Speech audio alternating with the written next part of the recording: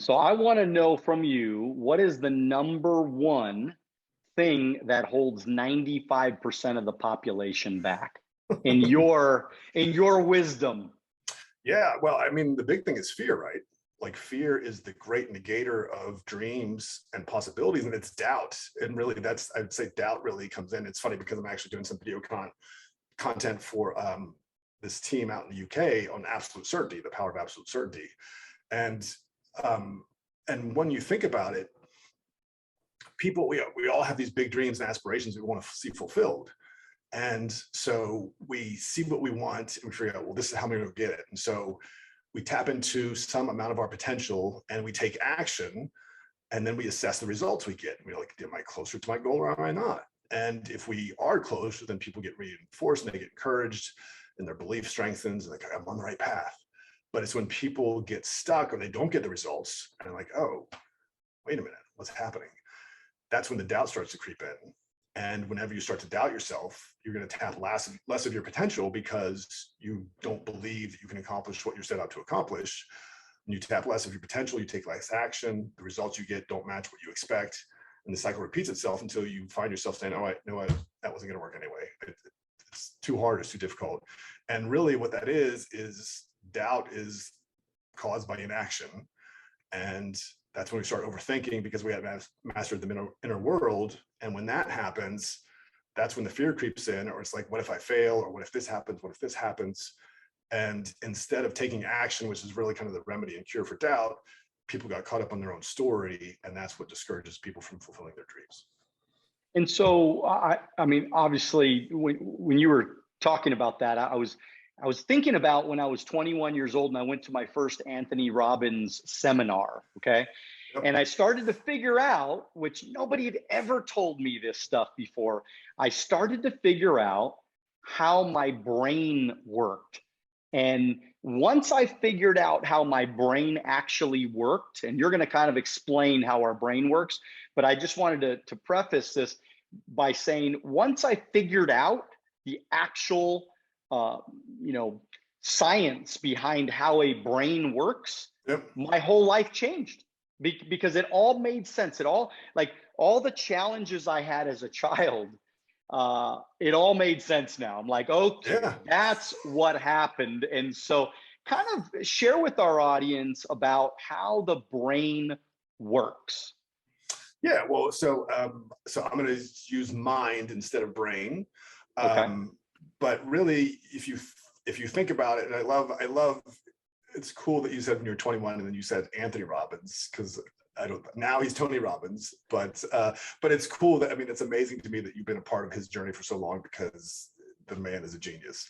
But our mind is really structured and has been evolved over time for survival, right? And so it's about keeping you safe.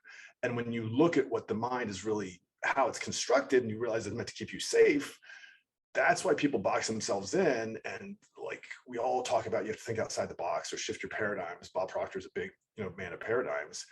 And people reinforce their story because we know people are going to do everything in their power to stay true to how they define themselves. And so when you tell yourself that you can't do something, your mind kind of locks that into your body. And it's like, okay, we can't do this. We can't do this because I'm too fat, I'm too slow, I'm too skinny, I'm too old, I'm too this, I'm too that. And when we block that out, all we're doing is rationalizing why we're not going to tap into more of our potential. And once you realize that the mind is hardwired for survival, and if you kind of operate from a place really in your heart, or you figure out, you know what, I know that in order to do something I've never done or become someone I've never been, I have to step out of my comfort zone. I mean, that's just simple truth. I cannot think the same thoughts I've always thought and get a new outcome. That's impossible. And that's kind of the definition of insanity that we've heard throughout our lives.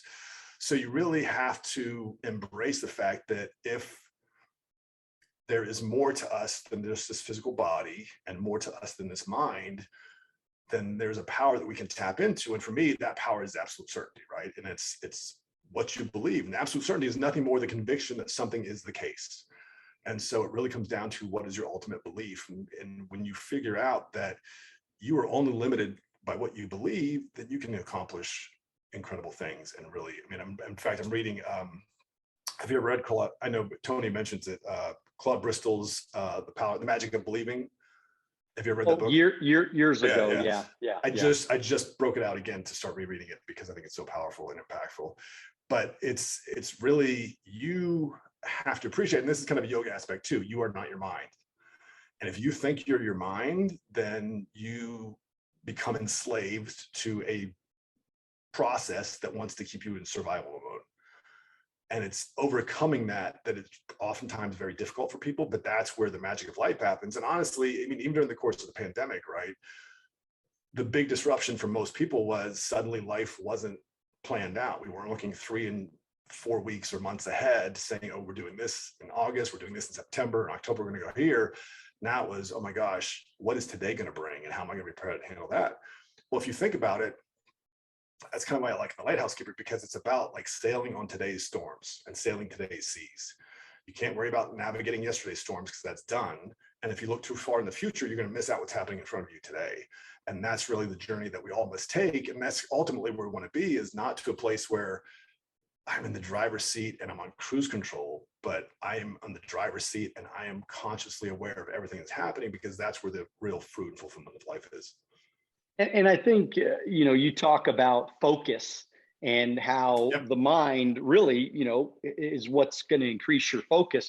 When you think about that, is that because you're in the present so much? Is because you stay in the present that you can stay more focused? I mean, what's your thoughts on that? Yeah, no, it's a great question. And well, really, you attract what you focus on, right? You get more of what you focus on.